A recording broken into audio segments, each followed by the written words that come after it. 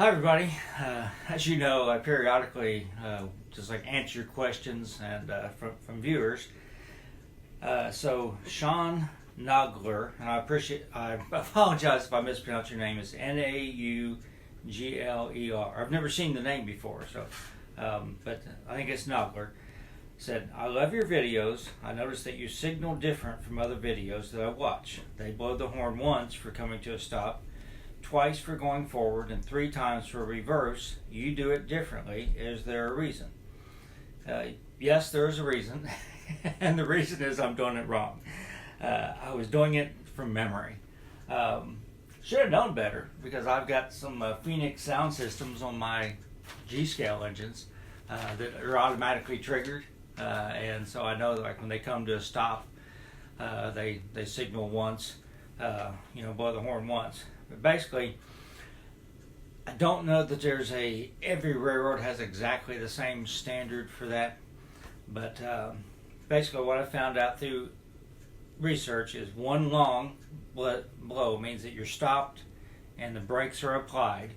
So it means the train you can walk in front of the train, it's safe. 2 longs means it's moving forward, and 3 shorts means it's backing up. And I have not been doing it. I was just doing it what I thought was right, and I was wrong. So I'm going to quit doing that. But that also begs another question. By the way, in Finland, 1 short means you're moving forward, and 2 shorts means you're moving backwards. So I was close to Finland's practices anyhow, but I'm not modeling Finland's railroads. So, but the second question is, I'm modeling around 1980. Should I be blowing the horn at all, other than at grade crossings? Because radios became pretty common in the 70s. I think most, railroads, at least a Class 1 railroad like the Jesse system, probably didn't carry, the brakemen probably didn't carry lanterns at that point. They may still have some done. I mean, I've got a couple battery-powered lanterns in there, so I'm not sure exactly when they were phased out, but probably in yard operations and things that they probably just relied on the radio, because they never had to worry about having a long train and going through tunnels and things where you could lose communication with the rear end. So imagine railroads like that, if you had still used cabooses on a road freight, you probably had lanterns in the caboose, and you may have actually signaled.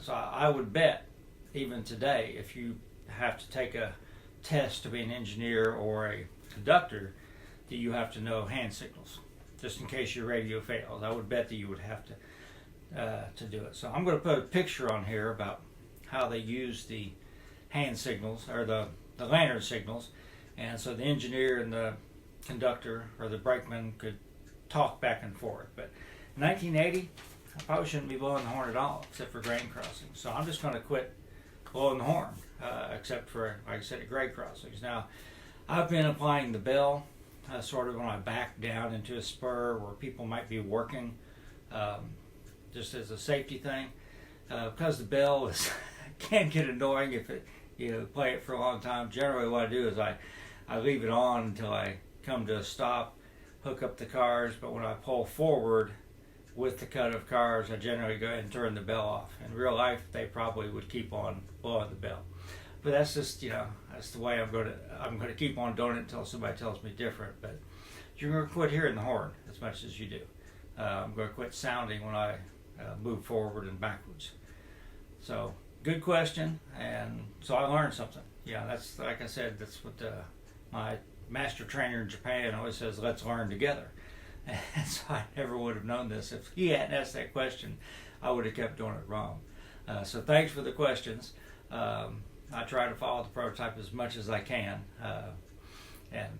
So that's the only way to do it is to learn. So everybody take care. Again, I'll put this picture up and you can see. I don't know how clear it's going to come across on the video, but you can Google railroad lantern signals, and it'll show you all the different motions that they have to do. All right, stay safe.